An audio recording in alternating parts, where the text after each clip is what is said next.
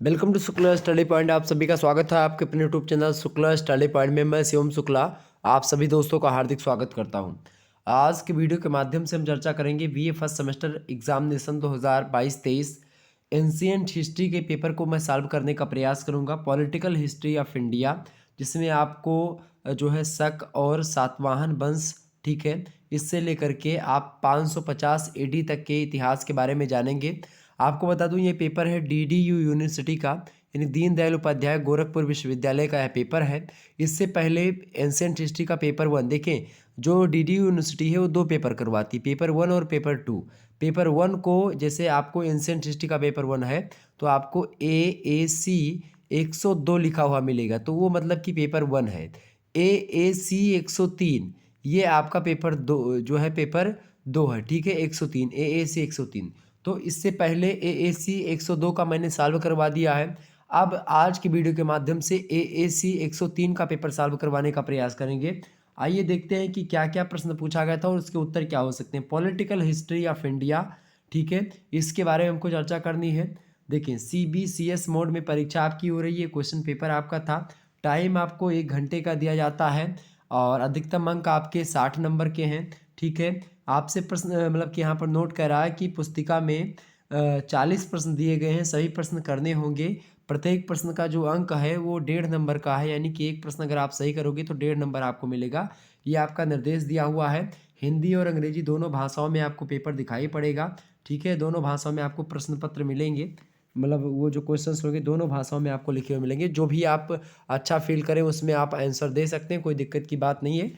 यहाँ पर अंग्रेजी वाले जो हमारे छात्र छात्र हैं वो इधर देखेंगे और हिंदी में मैं इधर पढ़ने का प्रयास करूंगा और आपके उत्तर को बड़ी तीव्र गति से बताने का प्रयास करूंगा, ठीक है, ताकि आप कम समय में अपनी आंसर की को जान सकें। और अगर आप किसी दूसरे विश्वविद्यालय से हैं तो आपके लिए भी बहुत महत्वपूर्ण होगा, चाहे आप डॉक्टर राम मनोहर लोहिया से हैं या वीर बहादुर सिंह पूर्वांचल से हैं, महात्मा गांधी काशी विद्यापीठ से हैं, या फिर जो है सिद्धार्थ विश्वविद्यालय से हैं, या अन्य किसी विश्वविद्यालय से हैं, आप चौधरी चरण सिंह मेरठ विश्वविद्यालय से हैं, या फिर जो है लखनऊ विश्वविद्यालय, इलाहाबाद विश्वविद्यालय, या फिर आप किसी विश्वविद्यालय, चंद्रशेखर बलिया विश्वविद्यालय, भीमराव अम्बेडकर विश्वविद्यालय, किसी से भी आप हैं, यानी कि तो उसके लिए बहुत महत्वपूर्ण होगा, क्योंकि सिलेबस सभी का सेम है, कोई दिक्कत की बात नहीं है। अब जिसमें पेपर 1 और 2 करके दिया था उसमें क्या करते हैं कि जो है आधा सिलेबस पेपर 1 में और आधा सिलेबस पेपर 2 में कर देते हैं, ठीक है। तो उसको लेकर के आपको चिंता नहीं करनी है। पहला प्रश्न आप देखेंगे, ये दोनों पेपर का अगर आप देख लेंगे तो आपका संयुक्त रूप से एक पेपर का बन जाएगा। प्रश्न आपका है, निम्नलिखित में से किसने स्वयं को शक, यवन, पहलव, निषूदनस घोषित किया? Who among the following proclaimed himself Shaka, Yavana, Pahlava, निषूदनस? बताएं तो कौन है भाई? इसका करेक्ट आंसर क्या होगा? बिल्कुल ऑप्शन नंबर सी जो लगा हुआ यही करेक्ट आंसर है। गौतमी पुत्र सातकर्णी जो है इसी को मतलब ये स्वयं को शक, यवन, पहलव, निषूदनस घोषित किया था इसने। ऑप्शन नंबर इसका सी करेक्ट आंसर होगा। अगला प्रश्न आपसे पूछा गया था आपके एग्जाम से, बढ़िया प्रश्न था, आपकी परीक्षा की दृष्टि से भी बहुत जबरदस्त प्रश्न है। दूसरा नंबर प्रश्न देखेंगे।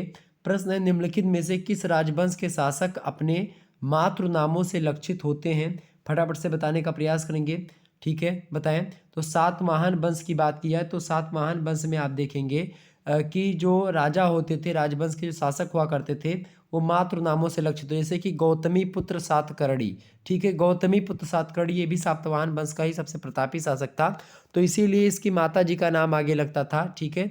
तो मातृ नामों से लक्षित हुआ करते थे सातवाहन वंश के, ठीक है। ये सारे प्रश्न मैंने आपको बताए हैं मॉडल पेपर में। अगर आपने नहीं देखा मॉडल पेपर तो एक बार मॉडल पेपर उठा करके जरूर आप देख लेंगे। अगला प्रश्न आपका पूछा गया था कि who was the founder of Satavahana dynasty? तीसरा नंबर प्रश्न था कि सातवाहन वंश का संस्थापक कौन था? मैंने जब इतिहास में आपको पढ़ा रहा था तो मैंने बार बार ये चीज़ आपको बताई थी कि जब भी आप हिस्ट्री का पेपर जो है मतलब हिस्ट्री पढ़ें तो खास करके आपको उसमें जो है डायनेस्टी जो आप है तो उस डायनेस्टी का संस्थापक और उसका प्रतापी शासक और जो है उसका अंतिम शासक, ये सब ध्यान रखेंगे, स्थापना कब हुई ये सब ध्यान रखेंगे। तो सातवाहन वंश के जो संस्थापक हैं वो कौन है भाई? सातवाहन वंश के संस्थापक हैं सिमुक, ठीक है। कौन है? सिमुक। ऑप्शन नंबर इसका एक करेक्ट आंसर होगा, मैंने इसको बताया भी है। अगला प्रश्न आप देखेंगे, अगला प्रश्न चौथा नंबर प्रश्न आपसे पूछा गया था भाई, देखेंगे सभी लोग। According to the Puranas name of the Satavahana dynasty was, पुराणों के अनुसार सातवाहन वंश का क्या नाम था? तो आंध्र नाम था, आंध्र। ऑप्शन नंबर इसका ए करेक्ट आंसर होगा। Andhra is right answer. A option जिन्होंने लगाया उनको नंबर मिलेगा। अगला प्रश्न आपसे पूछा गया था, the founder of the Kushan dynasty was. Kushan वंश का संस्थापक कौन था भाई? तो कुषाण वंश का संस्थापक कौन था? पांचवें करेक्ट आंसर क्या होगा? बिल्कुल B option is right answer. Kushan वंश के संस्थापक थे आपके कुजुल कडफिसेस। ठीक है, Kujula Kadphises is right answer. ठीक है, ये थे कुषाण वंश के संस्थापक। द्वितीय कुषाण वंश के संस्थापक अगर पूछे तो कनिष्क आप लगाएंगे। ठीक है, लेकिन कुजुल अगर केवल इतना पूछ रहा कि कुषाण वंश के संस्थापक, तो कुजुल कडफिसेस आप लगाएंगे। ऑप्शन नंबर इसका बी करेक्ट आंसर होगा।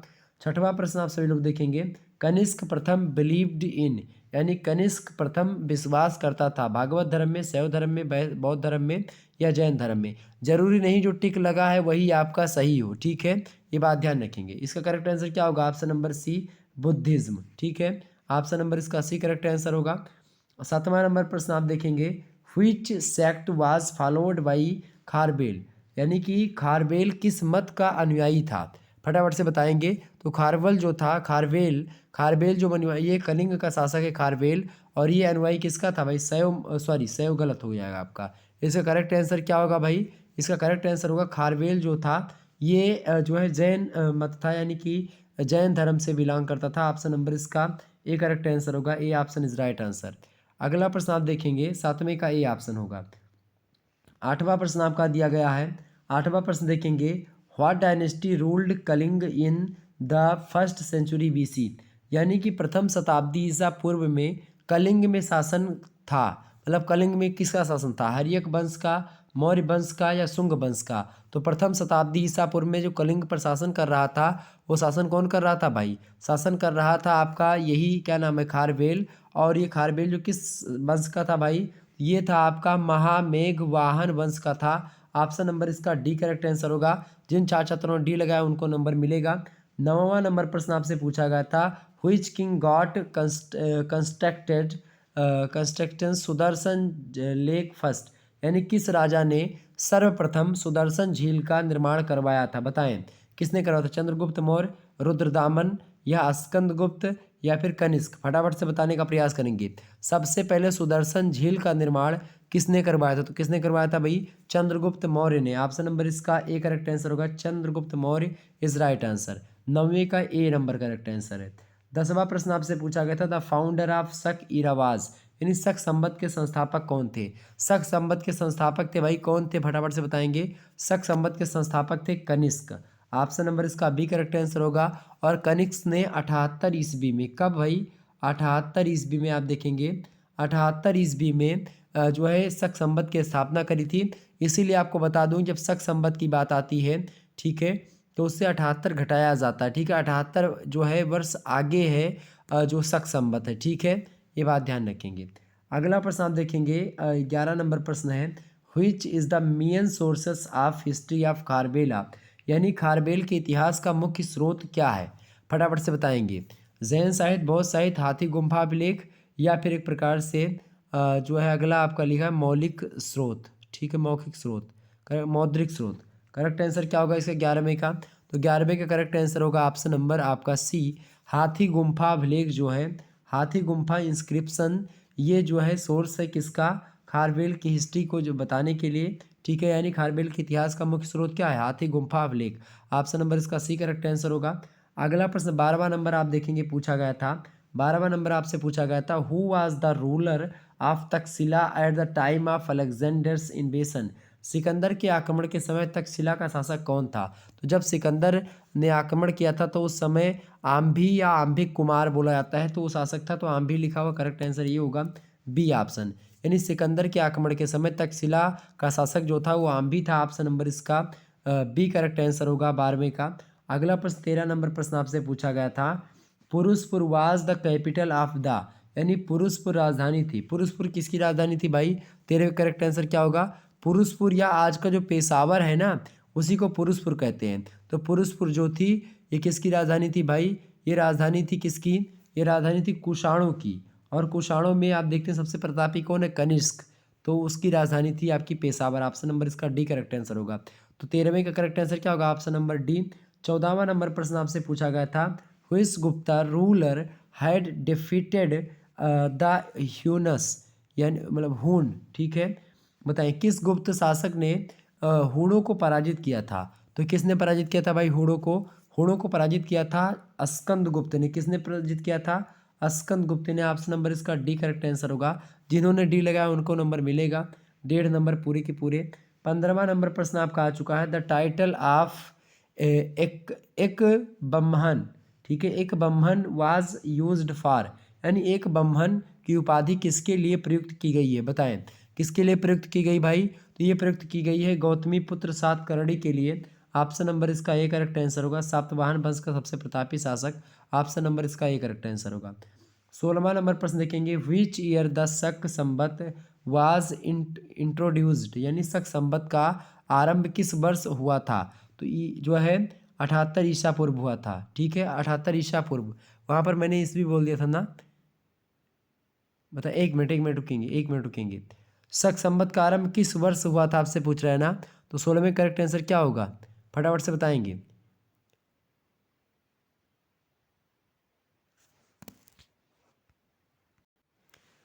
तो जो है शक संवत का आरंभ किस वर्ष हुआ था भाई?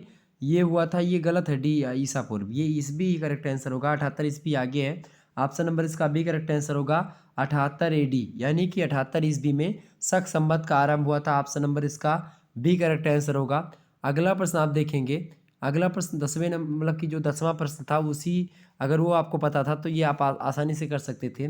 17वां नंबर प्रश्न आपसे पूछा गया है।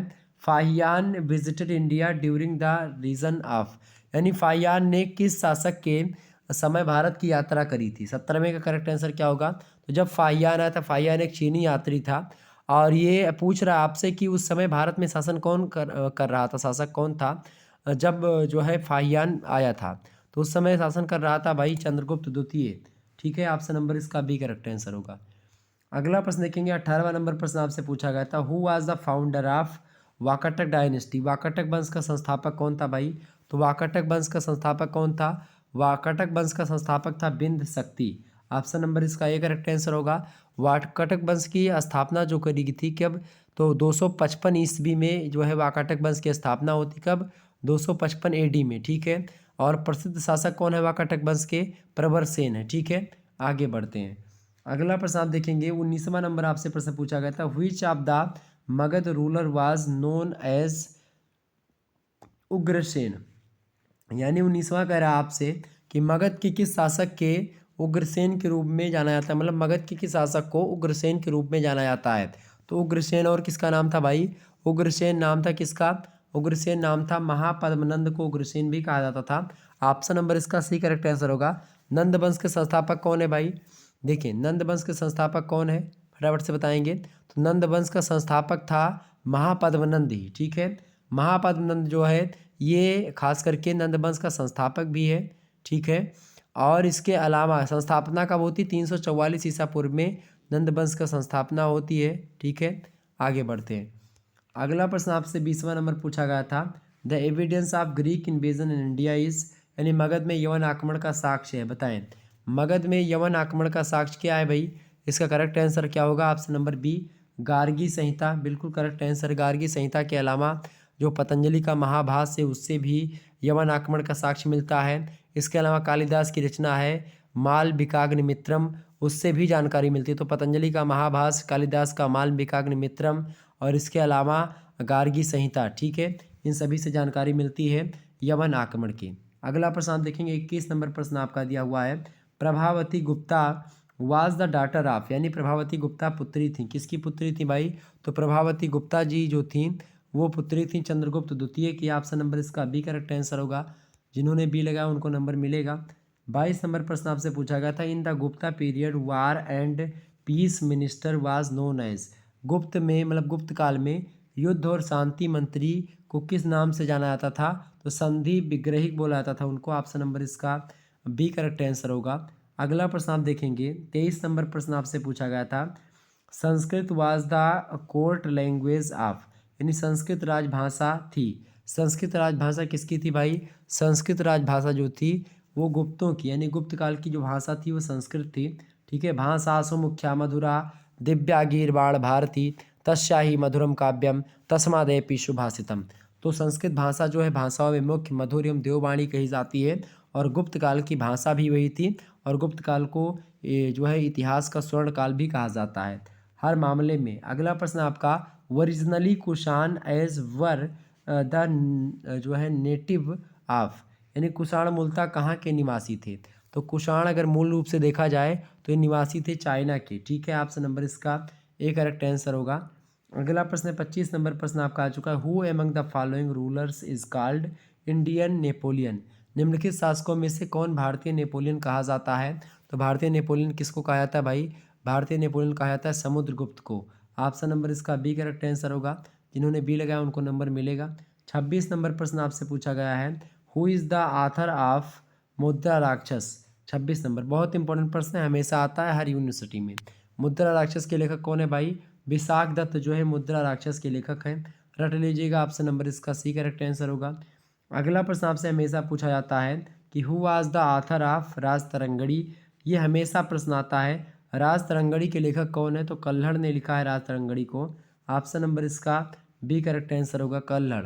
अगला प्रश्न आप देखते हैं, 28 नंबर प्रश्न आपसे पूछा गया था, the official language of Satavahana was, यानी सातवाहनों की राजकीय भाषा क्या थी। तो सातवाहनों की जो राजकीय भाषा थी वो कौन सी थी भाई, वो प्राकृत भाषा में लिखा करते थे। प्राकृत भाषा और लिपि जो थी वो ब्राह्मी लिपि थी। ठीक है, तो लिपि अगर पूछे तो ब्राह्मी बताएंगे सातवाहनों की, भाषा कौन थी, प्राकृत थी। 29 नंबर प्रश्न आप सभी लोग देखेंगे, who among the following defeated जो है सातकर्णी प्रथम, यानी निम्नलिखित में से किसने सातकर्णी प्रथम को पराजित किया था। तो किसने किया था भाई, किसने किया था, खारवेल ने पराजित किया था। ऑप्शन नंबर इसका एक करेक्ट आंसर होगा 29 का। ओके, आगे बढ़ते हैं। अगला प्रश्न आपसे पूछा गया है 30 नंबर देखेंगे, who was the author of Prayag प्रशस्ति। प्रयाग प्रशस्ति का रचनाकार कौन था। तो प्रयाग प्रशस्ति के रचनाकार कौन है भाई, फटाफट से बताएंगे। बिल्कुल करेक्ट आंसर क्या होगा, बिल्कुल ऑप्शन नंबर इसका बी करेक्ट आंसर होगा, हरिसेन। हरिसेन ने प्रयाग प्रशस्ति लिखी थी। ठीक है, खुद मतलब कि ये खुदवाया गया था किस पर, जो है अशोक का स्तंभ मंगवाया गया था। अशोक के स्तंभ पर कौशाम्बी से एक अशोक का स्तंभ लाया गया था, उसी अशोक के स्तंभ पर खुदवाया गया था समुद्रगुप्त के द्वारा।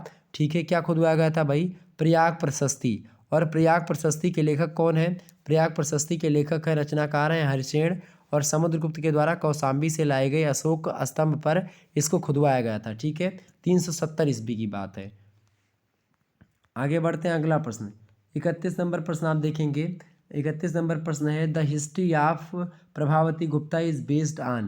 प्रभावती गुप्ता का इतिहास आधारित है किस पर, तो पूना ताम्रपत्र। ऑप्शन नंबर इसका ए करेक्ट आंसर होगा 31 का। 32 नंबर प्रश्न आपसे पूछा गया है, who was the author of जो है देवी चंद्रगुप्तम, यानी देवी चंद्रगुप्त का लेखक कौन था, बताएं। देवी चंद्रगुप्त का लेखक कौन था। 32 नंबर का करेक्ट आंसर क्या होगा, बिल्कुल देवी चंद्रगुप्तम का लेखक जो थे वो विशाख दत्त थे। ऑप्शन नंबर इसका डी करेक्ट आंसर होगा, कुछ प्रतियां मिली हैं इसकी।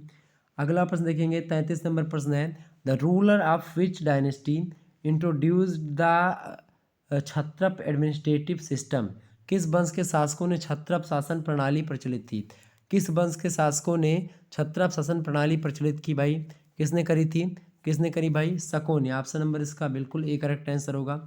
अगला प्रश्न 34 नंबर आपको दिया गया है, which king has adopted the title of जो है माहेश्वर, यानी किस राजा ने महेश्वर की उपाधि धारण करी थी। तो महेश्वर की उपाधि धारण करने वाला जो शासक है वो बिम कैडफिसस है। ठीक है, ऑप्शन नंबर इसका डी करेक्ट आंसर का, बिम कैडफिसस जो है महेश्वर की उपाधि धारण करी थी इसने, डी ऑप्शन। तो इस प्रकार से आपका पेपर सॉल्व हो रहा है। एक बार जितने भी लोग देख रहे हैं फटाफट से वीडियो को लाइक और शेयर कर दीजिएगा। इसी प्रकार से और सब्जेक्ट के मॉडल पेपर को सॉल्व करवाने के लिए आप हमारे नंबर 91 61 93 60 62 पर व्हाट्सएप कर दीजिएगा पेपर।